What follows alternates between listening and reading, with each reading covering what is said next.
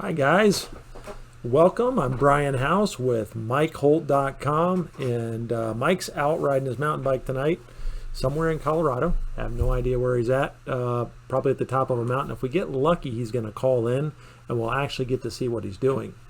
In the meantime, I figured I'd take an opportunity to share a little bit about some of my passions. I really love a lot of things having to do with the technological side of our industry. And we're going to talk about some pretty exciting stuff tonight, PoE. Before I get started, I would just like to thank God for giving me this opportunity. I really have the best job in the world, guys. I really do. You might think you do, but I can tell you for a fact I've got the best job in the world. Love what I do. I love the opportunity to be able to be here with you guys, to share the things that I've had the opportunity to learn as I've experienced this industry for about 25 years now, and also just being mentored by Mike. It's a tremendous opportunity. Thank you very much for joining us every week and everything you guys have contributed. So before we get started, we're going to talk a little bit tonight about power over Ethernet. And you may or may not know what that is, and that's okay, because as we go through tonight, I'm going to do a couple of things. First of all, I want to kind of share a little bit with you about what power over Ethernet is, and then we're going to talk a little bit about the NEC, but most importantly, we're going to talk about how this will impact you. Maybe not today, maybe not next week, but maybe. So let's go ahead and get started. So what is PoE? So PoE is the acronym for Power over Ethernet. It's a technology that has been around, I don't know, maybe 15 years or so now. And what it does is it allows you to use your standard little blue Cat5 cable, and that cable is actually able to carry the data for the equipment that it's controlling, and it's also able to carry the power. Now there's several things in the NEC having to do with power over Ethernet and class 2 and 3 cabling and circuits. Just kind of a brief reminder for those of you that might not be familiar with Article 725 is 725 covers power limited circuits, control wiring, that type of thing. Specifically, it's going to cover your twisted pair cabling. And 725.121, we're going to talk about a little bit tonight, and that is class 2 and class 3 circuits and their power supplies and how we deal with them. And then we're going to get into power over Ethernet and the technology, what's happening in the future. So let's get started. So in 725.121, we talk about class 2 and class 3 circuits, and we're going to talk about the power supply specifically in part 3. And it has to be a listed class 2 or 3 transformer or a listed class 2 or 3 power supply. Now, you might be like, what is that? Well, I mean, you're used to seeing them. These are the wall warts that we have. In fact, if you look right here, it says right on it, class 2 transformer, maybe a little exposed open type transformer here. The key here is it has to be listed. Has to say on it that's class 2 or class 3. You can't make one of these. Now there's some other things that can power class 2 and class 3 circuits. Equipment listed as class 2 or class 3 power source. So there could be some piece of equipment, we're going to talk about what that might be in a few minutes, that's listed as a class 2 or class 3 power source. Listed audio video or IT equipment, or a battery source or a battery source system that's listed and identified as a class 2 circuit.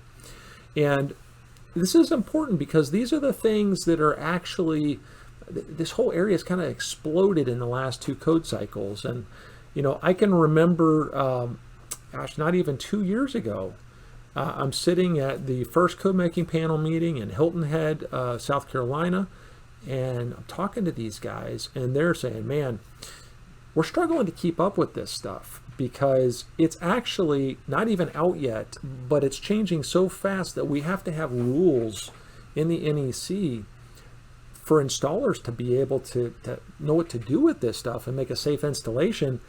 And we're making rules for things that are not even on the market we don't even have standards for. We're just trying to forecast where it's going to go. And these are really sharp guys, and they're very connected in the industry. And so they had a real good idea. I'm talking guys from Cisco and guys from Siemens and guys from the Bixby and all the shakers and movers in the low voltage industry. They were there, and they really did a pretty good job, to be honest with you. Both in 2017 and this code cycle, they have really just brought about some significant changes. And that is the first thing that we need to take note, because anytime you start seeing changes in the NEC, typically indicates that there's something on the horizon that you may or may not be aware of. So when all this happened, I'm like, why are we worried about class 2 and class 3? Like, this has never been something on my radar as an electrical contractor, as an electrician, really as an instructor. And then I started looking into it, and I said, interesting. So we're looking at 725.121c. It says the power sources for limited power circuits for listed audio and video equipment, listed information technology equipment, shall have a label indicating the maximum voltage and rated output per conductor for each connection point on the power source. I read that and I'm like, who cares? Like, why are we putting stuff in here for a label? So I asked some questions. And as I kind of looked through this, I was like, there's a lot of stuff in here about class 2 and class 3. Matter of fact, if we look at this 725.121c, it references 725.144, A1 through 3, and it tells us about how the labels are supposed to be made. And I'm like, man, a lot of effort, and you'll notice everything shaded gray here is new. A lot of effort was put into this, and as I asked questions and started looking at things, I realized, you could carry a lot of power realistically with these class 2 and class 3 circuits. And then somebody said, hey, this is about power over Ethernet. And I was like, oh, so the markings are about power over Ethernet switches. Bingo. Okay, well, now my curiosity is just like, I just took off, because I'm like, okay, what's going on? What's new? What did I miss? Something happened and I missed it. And the reality was it was happening. I hadn't missed it yet. So if we look on this listed piece of equipment, we see that this switch has a label that says that it supplies 150 watts of power. And if you look right over here, it tells you that it's got 24 volts. This is a Ubiquity switch. Here's a switch by a company called Cisco. You may not be familiar with Ubiquity, but I'm sure if you've been around this industry for any period of time, you are very familiar with Cisco. They're a big company. They were one of the players that came to the table and really were proponents of a lot of these changes and additions that were made in the 2020 NEC as it had to do with power over Ethernet. So the first question, anytime I see something, is I'm like, there's a lot of stuff in this code book. Why do I care? Like, why would I possibly care about power over Ethernet? Now, the techie side of me, okay, it's super cool and it's fun, but I'm a busy guy. Mike and I are constantly just trying to keep up with what's happening in the code, what's happening in the next cycle, what happened in the previous cycle. And I wasn't sure I had a lot of bandwidth for this, but as I started thinking about this, I realized, this is a pretty big topic. It really is, because this addresses what's called a disruptive technology. Now, a disruptive technology is something that just changes the way the industry functions. And so, for instance, let's talk about Kodak, the Kodak moment. We used to have, most of us, a 35 millimeter camera or a Polaroid or something of that nature. Well, when digital cameras came out, it was a disruptive technology to the camera industry. Unfortunately, the giant in the industry, well, both of them really, Polaroid and Kodak, failed to respond to the digital camera revolution. And now, of course, we've got on our cell phones a camera that's better than any 35 millimeter camera you've ever had. Now, I understand some of you guys probably still have a dark room and it's in your bathroom and you're still developing 35 millimeter film strips, and I did it with my dad, and it was really cool, but I sure do like the ability to be able to just point and shoot, and I can get a multi-megapixel image that I can share instantly on social media or send to my parents or send to my kids. It was a disruptive technology, and the people that did not embrace it are gone. The people that did are still here. Apple, Samsung, these are examples of people that embraced this new technology and said, okay, really what we're doing is we're selling people a camera that has a phone built in it, not selling people a phone that has a camera built in it. And whoever has the fanciest camera and the most features wins. Internet infrastructure. Let me tell you, I remember, oh gosh, I don't know when I think I first wrote my first piece of computer software was about 13 years old. But I remember somewhere around there, plus or minus a few years, that we got like AOL or Prodigy or one of those, and it was dial-up. And anything you did was so painful. Like you hit download on something and you might as well just go have a meal or leave and come back because it was going to be that long because we were connecting through phone lines.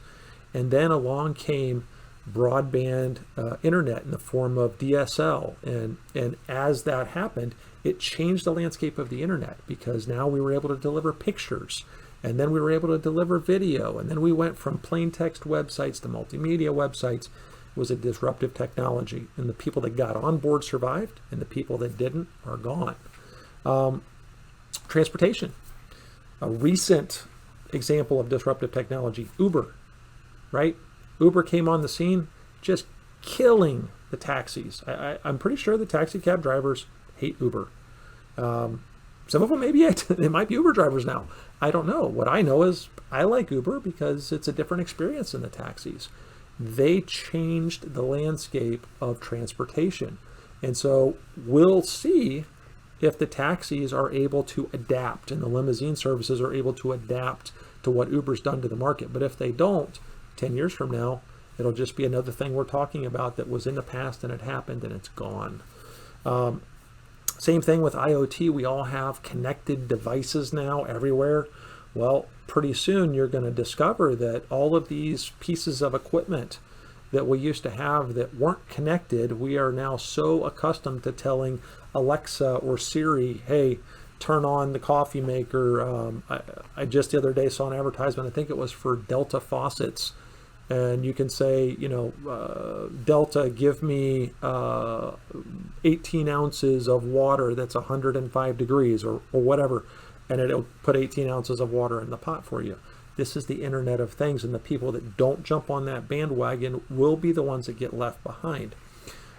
The common theme between all of these, if you look right down here on this little graphic, and by the way, just for any of you that are interested, this PowerPoint is available. We don't usually give away our PowerPoints. This particular PowerPoint I'm happy to share with you. In fact, at the end, I won't show them as part of this presentation, but at the end, there's 3 or 4 slides. It's just a whole bunch of web links of just different things that I found over time as I've researched this and just kind of learned about this topic. So if you're interested in this, send me an email to brian@mikeholt.com. And I'll be more than happy to send you a link where you can download this presentation and maybe read through more of it. I'm not going to be able to get deep into this because it's a very big topic, and I want to just kind of do a little surface brush over for those of you that are interested, but those that want to do some more research might enjoy having a copy of it. So back to the slide here, the adoption curve. The common thread between all these different scenarios is we have people that are early adopters of a technology and people that are late adopters. Now, those of you that are electricians and you're like, would you just get on with it? What are you even talking about here? I'm doing all this because those people that are early adopters are the ones that are going to be successful, and those that aren't are not going to be successful. And if we think about the evolution of light, we started out with some cavemen, and I've got cool little video that I'd love to show, but every time we show it, we get flagged on YouTube and Facebook for showing it, even though we're showing somebody's cool video. So I can't, but you got some cavemen, they started out with fire, that was their source of light. Then they figured out, hey, it's kind of hard to carry around fire. And so they put some animal fat in a little pot, and then they carried around a little pot with a wick, and that was a lamp. And then somehow they figured out you could take some wax and a little piece of string and make a candle, and that was a little bit better. And then somebody realized, hey, all of these run out pretty quick, but if we put a wick inside of a glass globe and a lantern, and it won't blow out, we can carry it, we can carry a lot more fuel. That was a game changer. And then the next game changer was the electric light bulb. We won't go into that whole story with Edison, and he was a good businessman, but he didn't invent the light bulb, just for the record. He just perfected it. But as time has gone on, then we had better light bulbs, then we had the compact fluorescents. I mean, how many of you guys remember putting in a curly Q light bulb? When those things came out, we were like, oh, this is the coolest thing ever. This is going to replace every light bulb in the world. And they weren't hardly out 4 or 5 years. And then we had LEDs. And LED lamps came out. And of course, they were like $15 a piece. So we were like, I don't know if that's going to take off. But now, go to Home Depot or Lowe's. I mean, you can get a pack of them for $15. So time goes on. And the people that adopted LED early and adopted LED retrofits early, they had opportunities to make a lot of money. So now let's talk about what we're talking about and how this impacts you and why you should be possibly looking at some business opportunities that are about to pop up ahead of you. So why would we be interested in PoE? Well, let's back up and look at the industry as a whole. Now, even with everything that's going on in the world today, we have a labor shortage of skilled, trained electrical professionals. You can never find enough people to staff a job. Even if you do find enough people, there are never enough of them that are qualified. And this is why there's been an explosion in the trades. There's people trying to learn trades, and people trying to train the people that are learning the trades, and people that are trying to qualify the people that are training, I mean, we have a labor shortage. And that labor shortage doesn't just impact us. We often forget that that actually impacts the customer as well. Because when the customer wants something, we're in a society now where when you want something, you want it now, you don't want to wait. And many times, if you're not able to do the job when the customer wants, they're going to turn to somebody else or something else to fill the need that they have. And this is especially true in the commercial industry. Well, PoE, because it allows equipment to be connected both to the network and to be provided power in a single cable, it also allows us to hook up equipment in many areas with a regular plug-in Cat6 cable without an electrical license. Now, every time I say that, everybody's like, oh, in my area, you have to have an electrical license. Well, let me tell you why people use licensed electricians. Because they're scared. They don't really want to use a licensed electrician because we cost a lot of money. And we take a long time to get a job done, and we have inspections, and we're complicated, and I don't know, depending on the company, maybe it takes a while to get a quote, and then it takes a while to get it scheduled, and then it takes a while to get it done, and then people just want us out of their hair, and they can't get rid of us because electricity's scary, can kill people. Well, PoE is, as the NEC defines it, the ability for circuits to transmit power and data to a powered device. Now, one interesting note in here, it says with circuits that are copper. And the reason that's in there, and I just want to point this out for those of you guys that are investigating, I have a link in the end of the presentation talking about copper versus copper clad aluminum. Now, we have copper clad aluminum in the NEC now for power conductors, and when I say power, I'm talking about our line voltage. But copper clad aluminum has actually been a part of the low voltage industry for a while. It's got some downsides, and because we're talking about now carrying power over these little tiny 20-something gauge conductors, they're saying, hey, we can't control how these things are manufactured. We can't control how much of the copper cladding's on there. It just has to be a copper conductor. And for those of you that aren't familiar with how to tell copper versus copper clad, you have somebody tell you, oh, you got to cut it or break it and look at it with a magnifying glass. Much easier way. You pick up a box of what you know is good cable, and you pick up another box, both brand new, the copper clad's much lighter. So if you ever pick up a box that looks full, but it feels like it's half full, copper clad aluminum, every time. So let's talk about a couple of the informational notes here, and then we're going to get on to kind of some of the fun stuff about PoE, and we'll stop and check for some questions before we get going. So PoE equipment typically connects with a connector. We all know what they look like. It's kind of like an overgrown telephone jack. Well, those connectors have a current carrying capacity of 1 amp per individual pin. There's 8 pins on there. We'll talk about why that might be important here in just a second. There's a table that kind of details how to calculate how many amps, the temperature correction or ampacity adjustment would be for a particular type of multi-conductor cable, but it says carrying power and data, if we look right here, over a 4-pair copper balanced twisted pair cable. That's just your normal Cat, well, we used to call it Cat 5, but it's, Cat 6 and 6A and probably 7 and 8 and 9. I don't even know what we're up to now. But it's your category rated cables. Just another couple things to note here. If we look at the graphic, there's some ANSI and NEMA standards for lighting systems. One of them is called Minimum Requirements for the Installation of Energy Efficient Power over Ethernet Lighting Systems.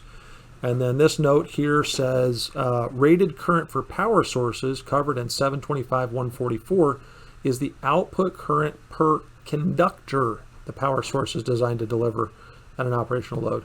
The rated current per conductor can vary by as much as 20%.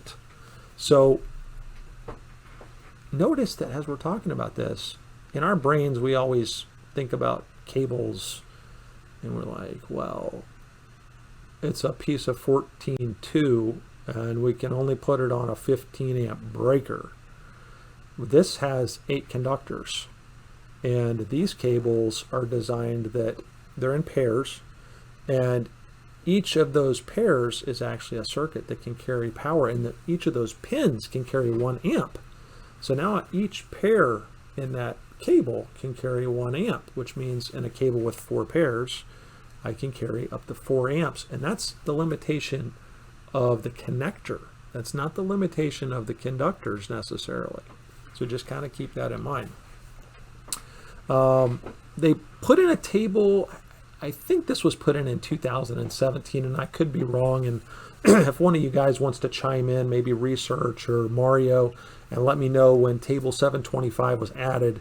But they put in a cable to make it a little simpler for those of us that are installing Cat 5 or Cat 6 cables in larger quantities to determine, okay, how much power can we use in these cables? Because they don't really have a label on them that says you can use X amount of power.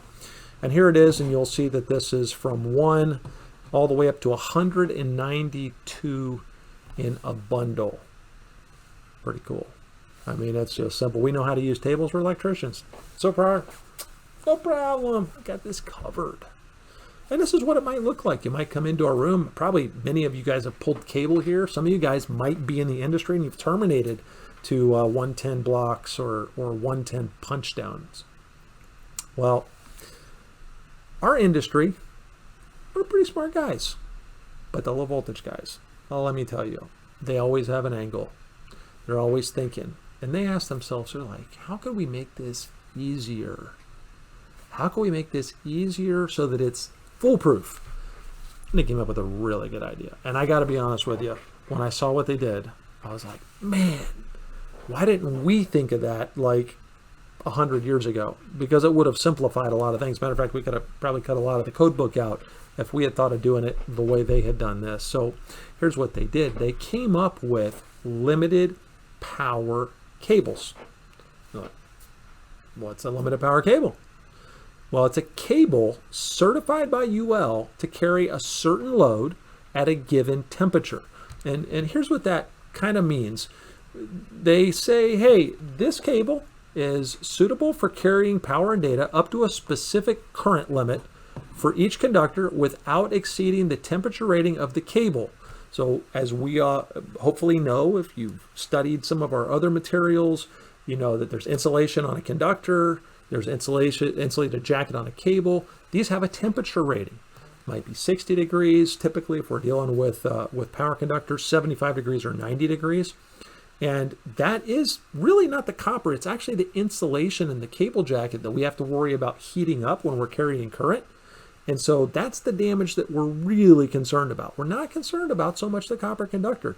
Usually the copper conductor is going to fail far, far, far after the insulation. So LP cables might be needed for a lot of things. Power supplying equipment that's capable of powering over 60 watts, equipment higher than PoE Type 3. And it's important to understand how they do that, okay? They do that by bundling, at UL for the testing, 192 cables. So you take 192 cables, put them in a bundle. You can see it in the picture here. 6 feet long, so there's a 6 foot long piece of, looks like PVC in this case. They stuffed insulation in both ends of it, and they start applying current at 48 volts. And they just keep raising the current until it reaches the temperature rating that the insulation is rated for. And you're like, that seems kind of strange that they would do it that way, but here's what it does. This is why this is so cool. This actually allows us to have a piece of cable that says that it's good for 6.7 amps. Size isn't even relevant. I mean, how cool would it be if you could pull a roll of wire off the truck, pull out a piece of THHN and look at it and go, 20 amps. Done. I don't have to know anything else. Matter of fact, I would know if I put a 20 amp wire on a 20 amp breaker, life is good. I don't have to calculate anything. That's essentially what they did here. Now, they're able to do this because they're dealing with a very specific type of power supply, and that's these class 2 and class 3 power supplies. So don't get any ideas. Of course, I don't know. There's pretty smart people out there. Maybe somebody will figure out how to do this with building wiring. I hope they do. But in the meantime, they only have this for low voltage. So we have some different classes of PoE, and I just thought I'd run down them. I'm not going to get deep into this stuff. Again, I have a lot of information at the end of this PowerPoint. If you want to download it, more than happy to give it to you so you can read it. But we have classes 1, 2, 3, 4, and even far beyond class 4 now, where they're ranging from, it looks like 0.44 watts all the way up to 25.5 watts per pair. That's the key to remember. It's per pair. So, I mean, what could you power with a PoE cable? Because that's the next question. Like, who cares? So what? Who cares? Well, you know, you could power IP cameras. Well, we've all seen those. You know, that's the cameras. You got one Cat5 cable going to it. Maybe it has a little head that pan tilt zooms. Phones. Matter of fact, I can't see it, but I got one sitting right over here next to me. Power over Ethernet phone. It takes power from the switch. You plug it into the phone. It runs the whole phone. You don't have to plug it into the wall. Access points for your Wi-Fi. You know what? I'm not even going to read all this stuff. Let's go to some pictures. I love it when I got a good picture. Here's what PoE devices include. We talked about some of the internet stuff, maybe some of the stuff that you're more or less familiar with. We've got splitters and switches and hubs. Here's a phone. Here we have a camera system. Here we have a wireless access point. But what about some equipment? I mean, what equipment would PoE power? Because that's really what we're concerned about. We're electricians. We're into installing things and solving problems. Well, let's start with low voltage because, you know, it seems like low voltage stuff, cables, data. Well, here's a really cool thing. Those of you guys that do building access control, this is an entire door controller powered by PoE, including the switch to open and close the door. And depending on the type of door controller and the type of lock, you can even run the lock from these. Clocks. Anybody that does institution work, I'm sure you're familiar with doing clocks, maybe even installing these already. This is a power over Ethernet powered clock, which allows the institution to keep all the clocks exactly the same. Also allows them to update them all at the same time when there's a time change. Distributed audio. Now, this is cool. This is network connected audio. This means you could put speakers all over the place, and you could have one thing playing in this room, one thing playing in that room, something different in here, but you could run the same cable to each one of them, and you don't need any power. We're still on low voltage stuff, but we're in Article 725, so everything we're talking about is low voltage. Hold on to your horses because it's about to get exciting. We talked about wireless access points, whatever. It's still all in the territory of the low voltage IT guys. This hasn't really infringed on my world as an electrician yet. But this is a little sobering. Here's a whole entire desktop computer that does not need a wall plug. In fact, it says, release yourself from the shackles of the AC plug point. Imagine in an office complex if nobody needed 110 to plug in a computer. That could impact our jobs just a little bit. One guy's like, yeah, well, we still need 110 to charge our phones. Well, actually you won't, because I went on Amazon and I Googled PoE USB charger, and this came up instantly. Didn't even have to search. Usually when you can go on Amazon and just put something in the search, and sometimes it pre-fills it and you hit enter and it's there, pretty good indicator that this is not up and coming anymore. This is here. You've seen these in hotels and conference centers, displays. Lots and lots of displays. And we used to have power, and we also would have signal to these displays. And not anymore. Just one single power over Ethernet cable. If you haven't figured this out yet, this is going to impact you. This is a disruptive technology. It is going to change the world that we call our own right now as electricians and electrical contractors. Here's a cool company, Samsung. Those of you guys that are big Samsung fans, I know there's a bunch of you out there. This is a 42-inch flat screen television. Samsung. PoE. Doesn't plug into the wall. I mean, kind of cool. That means you could move it anywhere you want, and as long as you can get a Cat 6 cable to it that you can connect to a PoE switch, you're done. This is the National Geographic Museum. I don't know if you can really tell, but this is actually a video wall. Matter of fact, so is this over here. This is a video wall. This entire video wall, the whole video wall, is powered not by line power, but by power over Ethernet cables. Each of these displays, they're all synchronized, all connected to a computer system, and all powered by power over Ethernet on a data cable, not 110 volts. All right. If this hasn't really hit home yet for you, okay, I understand. Because, I mean, as electricians, what do we really deal with? I mean, when somebody says the power's out, a lot of times they'll say, hey, the lights are out, because that's what we care about. You're like, whatever, we'll lose a little bit here, a little bit there. Hey, they still got to have a service to the building. They still got to have the lights. I've heard all this stuff. I've had guys come up to me after a seminar, hey, listen, I heard all this stuff. Let me tell you, this stuff is going to be like everything else. It's a fly-by-night. And here's what I'm going to tell you. Say whatever you want to say. But me, personally, I don't think so. So let me tell you how PoE lighting works. And then we'll talk a little bit about what's available. We'll talk about what's happened. And then we're going to talk about where we're going. So if you go to the graphic here, okay. So here's a typical PoE system. We got a PoE switch, and it's, believe it or not, it's going to connect to the phone. It's going to connect to the lighting, light controllers, occupancy sensors, wall switch. Here's the really cool thing. You don't have to know anything about wiring. All of that is, well, I shouldn't say you don't have to know anything, because you have to know how to install twist and pair wiring, but you literally just plug things together.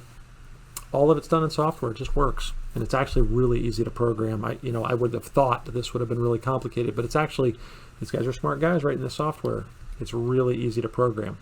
I've got a little video here I'm going to share with you. This is maybe 4 or 5 years old, and this is from one of the early companies that did power over Ethernet. And since they've come out with more products, and we'll discuss some of that, but I just want to show you way back 4 or 5 years ago, and that's a long time in the technology industry, this is what they were doing. So watch this video.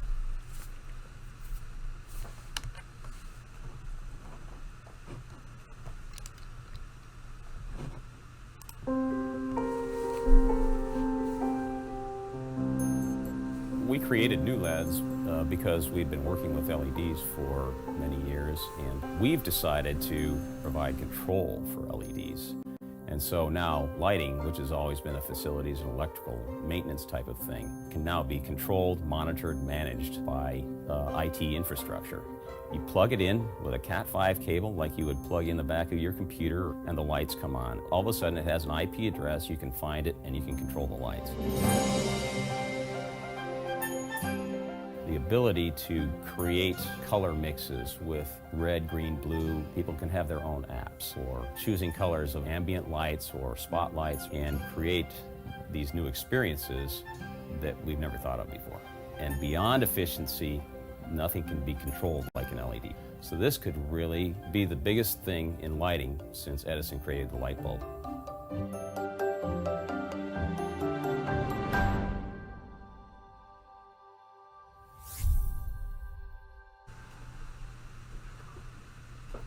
All right. How cool is that? I mean, come on. I know that wasn't in somebody's house, but I'm like trying to figure out, how can I buy that stuff? How can I get it to my house? And how can I hook it up? I mean, how cool would it be?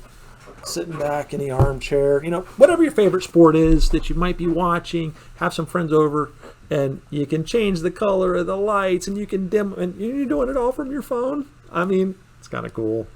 And I don't know if you noticed, but they didn't use any line power. It was all low voltage. Plug in a cable, boop, done. Came up on the screen, push a couple buttons. Let's talk a little bit more about what's going on here. So there's some companies kind of got on board with this. This is how you know it's here to stay. Now, some of these are smaller companies, new LED. Okay, who's heard of them? I don't know. I never heard of them until I watched that video. My guess is they're probably doing pretty good. But then there's this little company here called Philips. Oh, I recognize that name. Philips is a pretty big company. Oh, Hubble. My buddy Brian Rock is watching. I'm sure he knows all about Power Hub. Hubble's got a PoE lighting and control system. How about this one? Eaton. Cutler Hammer, Eaton. I'm sure you guys know who that is. If Tom Dimitrovich is watching, they'll tell you, oh yeah, man, we got PoE. Everybody's got PoE. The big boys have gotten into PoE. Now, a lot of people struggle to understand the scale of the impact this is going to have. This is a data center. Okay, so if you look on the screen right here, you're going to see a data center. Every single light you see in that ceiling is powered by power over Ethernet. That's not 277. It's not 120. That is power over Ethernet lighting in the ceiling of a data center. Every single floor of that data center has this exact same setup. And there's a little closet somewhere in the corner somewhere. I don't know if this is the closet here, the closet's over here. Somewhere there's a closet that's got a PoE switch with some cables running out to those lights, and they didn't need a certified licensed electrician to hook them up. Now, maybe somebody had to pull a permit. I don't know. Maybe, I know some of my friends that are in the union are like, hey, we're still required to be a licensed electrician to install it. Here's what I'm going to tell you. You can't require it if they don't know about it. A lot of these, and we'll see later, they make it really easy. You don't even need to know anything to do this stuff. This is what we're used to for lighting control, right? Going to a hotel, convention center, conference room. We've got all these, I think those might be some strand lighting control panels or something like that. That's the de facto standard for years. Churches, it's going to get replaced with that. I mean, you got you a little router, you got you a little PoE switch, some cables coming in there. You're done. They don't need any. Oh, you guys still have a job. They need a 120 volt outlet to power that rack. Just one though, and that'll run a lot of lights. You're like, well, yeah, but there's a lot of kind of lights it probably doesn't run. Really? Well, let's just run down the list here. This is from a website here. Let's see. This is all PoE lighting. Everything on this page is PoE lighting. Decorative lighting, lamps, wall sconces, wall washer lights. You know what? Let me just show you. Recessed cans. We can all kind of put that in perspective. All of those, PoE. No 120, no 277, low voltage, plug in a network cable. PoE. I mean, whether you want to pick something, and whether this is your style or not, it's irrelevant. Decorative. These are decorative lights. You got some troffers. Here's a recessed basket troffer. Here's your parabolic, regular lay-in flat panel. How about these? Instead of linear fluorescence, you got linear LEDs now. Well, these are power over Ethernet. Pendant hung, recessed, colored shapes. LED, man, change the lighting industry. You can have a light any shape you want now, and just make the shape and put LEDs in it. They're done. This is power over Ethernet. See, here's the thing about an LED, and you may or may not know this. LEDs run off of DC power. So it's a lot easier to run LEDs off of power over Ethernet than it is to run it off of AC power. If we bring AC power to a light fixture, we have to have this big thing called a driver, LED driver. And it's got to take the AC power, it's got to convert it to DC, and then depending if you want to be able to control it, there's got to be some circuit in there, and that circuit's got to be able to do something with either the AC or the DC side. And if we decide we want to dim the AC side, they got to build more circuitry in to make it so the DC side doesn't make the light flicker. It's complicated. This is easy. It's all DC. It's native to the LED. So it's very easy for them to control this lighting. How about these? Oh, well, this you're going to need wall plugs in the hotels and the hospitals for the table lamps. And no. Right there. Table lamps. Those are all PoE. There's pages of these, by the way. I just happened to grab a few, and I listed one of the sites that I found in the links at the end, but just Google it up, PoE over Ethernet. Probably some of you guys are doing it right now. Now, Ryan said, hey, one of the guys was asking about emergency lights and exit lights on, and we're going to get to some questions here in a second. Number one question I have. Well, what about if these guys, that's fine, they have all this fancy lighting, but what about the exit lights and what about the emergency lights? That tells me you're actually grabbing at straws. You already gave up on the receptacles, you already gave up on the overhead lighting, you already gave up on the computers, and so now you're like grasping, yeah, well, I'm still going to get to hook up the emergency and exit lights. No, these are all PoE. We got your edge lit, we got your bug eye. I actually don't even know why the bug eye looks like a bug eye, because the reality is it doesn't need to, but probably it's just really inexpensive to do it that way. You got your standard LEDs. I mean, this is the real deal. Guys, this is not going away. Do you see what is on this screen? If you don't know about this technology, you need to get educated. That's the number one thing you can do in this industry to be successful. Mike Holt, let me tell you about Mike Holt. Every single day with Mike Holt, I get a phone call. Hey, you're not going to believe what I found out, discovered, thought about every single day. Constantly learning, constantly getting educated. And that's how we as a company stay on the top of our game. It's the same thing for you. When I was an electrical contractor, let me tell you how I handled that. Not every day, because, you're busy. Life's tough. I had a stack of trade magazines on my desk that I couldn't get to. And I got to be honest with you, a lot of times I was in a huge hurry when I had time to look at them. And I would just take a trade magazine out and I would open it up and I would look at the pictures.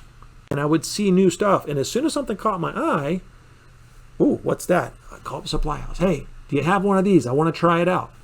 But I was constantly becoming educated on what was new in the industry, how it could give me a competitive edge over the people that I was competing against, and how I could better serve my customer. And I learned all of that by constantly trying to learn. This is a technology you got to learn. Just took away your LED exit lights. I just took away your bug eyes. Decorative lights. Some people have asked, hey, is this going to hit a house? Yeah. Yeah.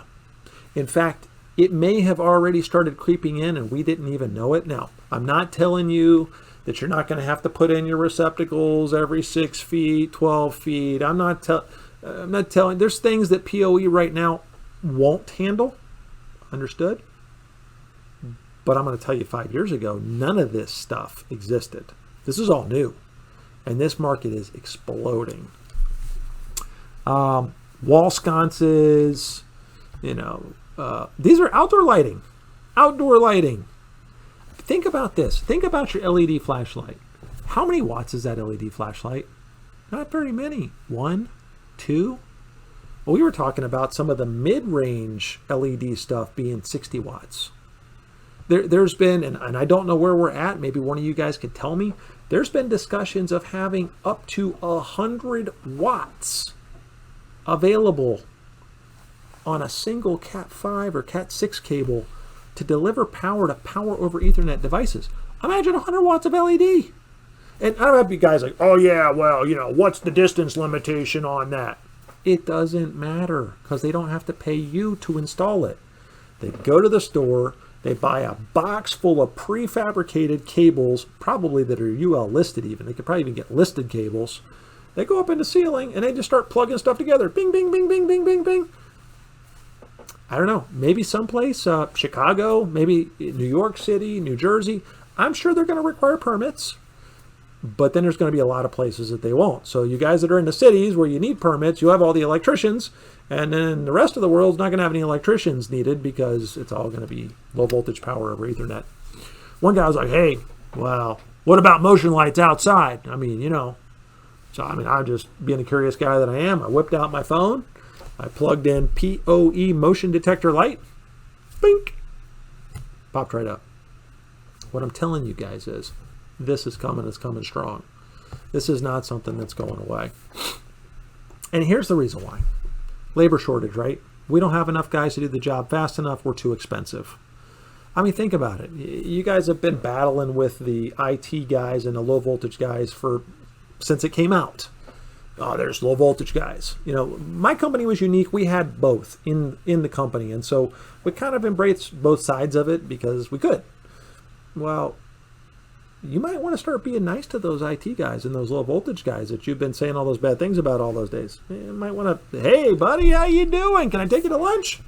Because at least you could install the cable for them, and then they could just terminate it. I mean, listen, it's a beautiful thing if everybody gets to do what they want to do. What if you get to run the raceway, you get to pull the cables, and you get to walk off the job? You're happy. You still got to do an installation.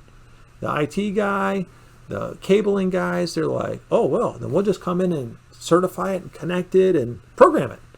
And as an electrician, me personally, I wanted all of it. I didn't want to give any of it away. But maybe you're like, yeah, that works for me. He's got his piece of the pie. I got my piece of the pie. Life is good. Might be something to think about. Let me tell you why it's easy to the end user. Here's some documentation. I believe this is from Ubiquiti's Unify system. And that was one of those first power over Ethernet switches I showed you. Well, look at this. It's as easy as 1, 2, 3. I don't know if that's what their slogan is, but I mean, look, you got step 1, step 2, step 3. Step 1, you take it out of the box and you plug the cable in. Step 2, you plug in the dimmer switch. Step 3, you program your phone and start controlling it. I mean, it does not get any easier than that. There is nothing we do as an industry that's this simple. Just nothing. And here's the thing. You ever taken your clients and cut a piece of conductor, set a pair of conductors, a hot and a neutral, and it was still on by accident or on purpose, one of the two, or hopefully not on purpose, but maybe. And you end up with like a perfect set of like number 10 or number 12 strippers right in the blade of your clients.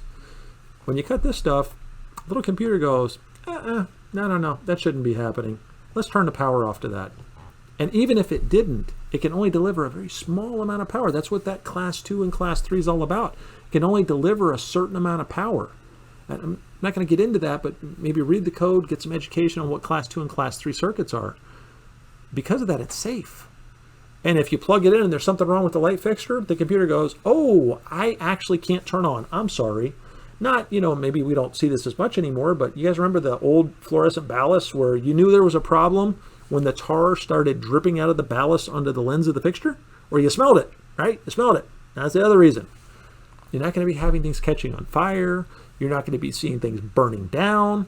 I mean, this is going to be huge, huge paradigm shift. Plus, these guys are smart. They're like, hey, it's as easy as 1, 2, 3, and look at all the money we can save you. That's right. Today and today only, if you put in a PoE lighting system, right? And then they put together this beautiful little chart. As electricians, we're not good at putting these things together and getting them to our customers. The guys that are doing all this technology stuff, that's their business. Their business is very customer focused, instant delivery, performance based.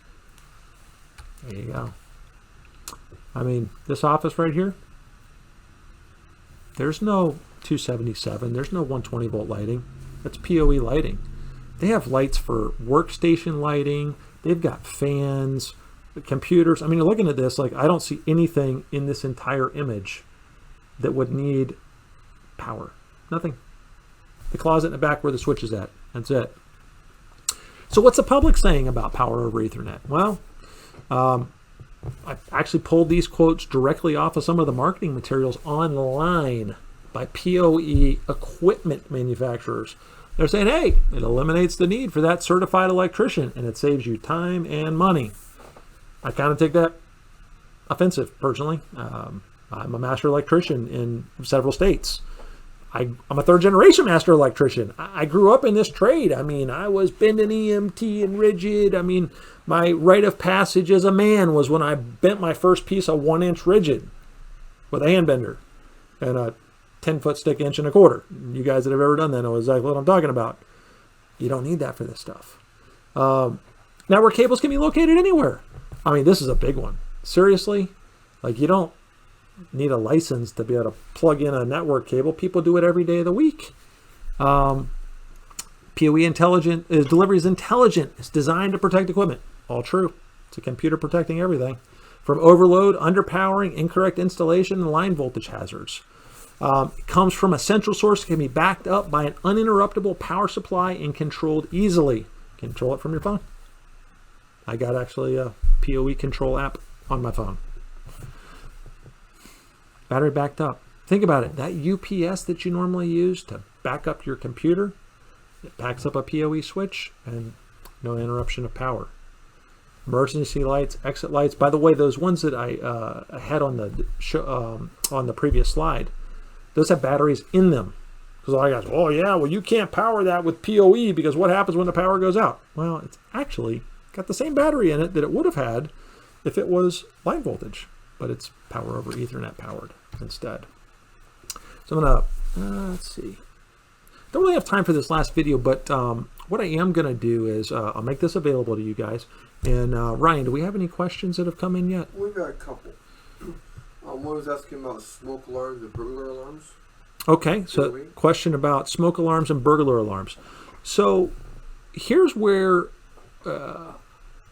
I'm going to probably just, I'm not going to directly answer this question, and I'll tell you why.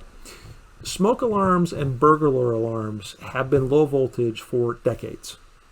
So the need to have these as PoE is not a big need. Now, I'm not telling you they won't do it.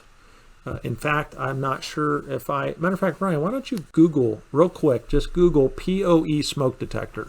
I got so Mike is out playing, and so I had our instructor support guy, Ryan Carlson, works for me. Great guy. If any of you guys are instructors, especially if you use our digital platform, which if Mike doesn't come back next week, I don't know if he will. He's out there having enough fun, he might not.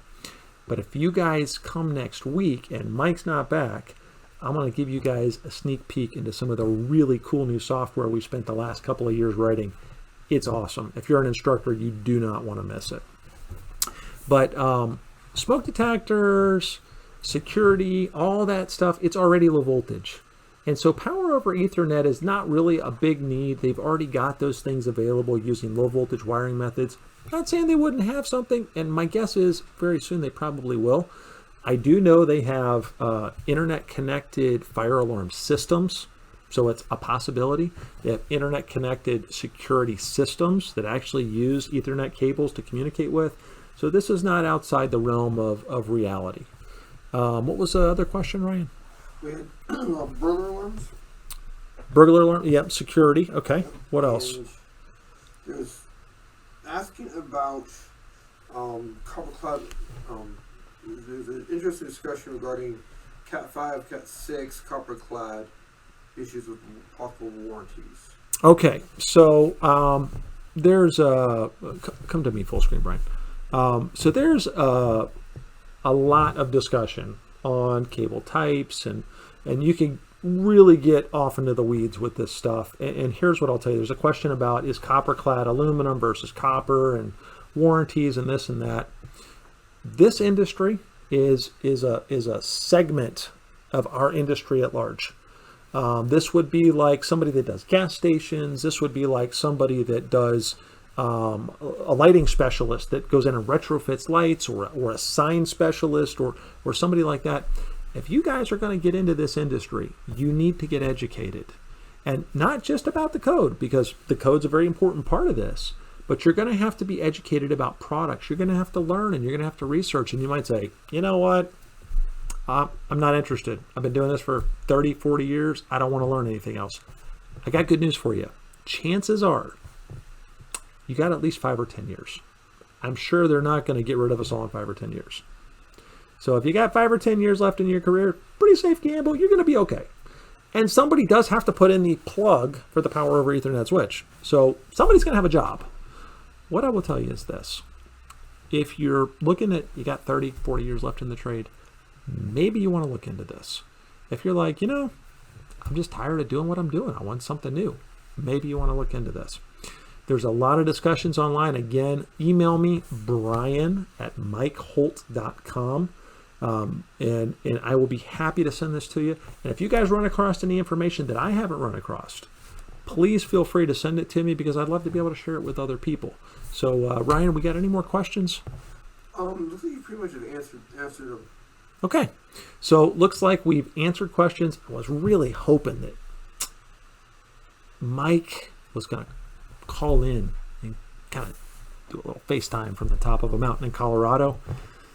Doesn't look like we're going to get that done. Here's what I will tell you guys. If you have not done so already, 2 things. Number 1, go to mikeholt.com/live. If you go to mikeholt.com/live and post your questions, after the show's over, Mike and I always review the questions, and we try to get back to you to answer the questions, and or alternately, what we may do is cover it next week. So if you've got a pressing question you have to have an answer to, go to mikeholt.com/live and post it. For those of you guys that are watching, and maybe you haven't been watching every week, you might have missed this, but we actually have a discount code. For those of you guys that are watching the show, it's only for the people that are watching the show. If you didn't watch it, you wouldn't know what it is, but it's live, LIVE, and that'll get you a discount on any of the products on our website that are included in the special. And I believe it's all the libraries. So that would be anything that has a book and videos with it. We have just got some great libraries, and I have to tell you guys, I work here because I want to, not because I have to. I was an electrical contractor, had a great company. I did really enjoy being a contractor, and Mike offered me this job, and I was like, wow, an opportunity to work for Mike Holt. I got that job because I stayed educated. I was constantly learning and training and studying. I want to encourage you to do the same thing. And these opportunities, these discounts, they aren't forever. So you really should take the opportunity, if you can, to just kind of look forward to education. If you haven't done so, sign up for our newsletters. We send out discounts there too. So if you missed a live discount, you're like, oh, I'm not quite ready, sign up for our newsletters. Lots of great information, and we throw specials out there as well. So Ryan, if we don't have any more questions, I think we're going to call it a night. Guys, I had a blast. It was a good time. If Mike's back next week, I actually have no clue what we're going to talk about. If I'm back next week, we're going to talk about more cool stuff having to do with technology and some of the neat products that we're developing here at Mike Holt Enterprises. Until next week, be safe.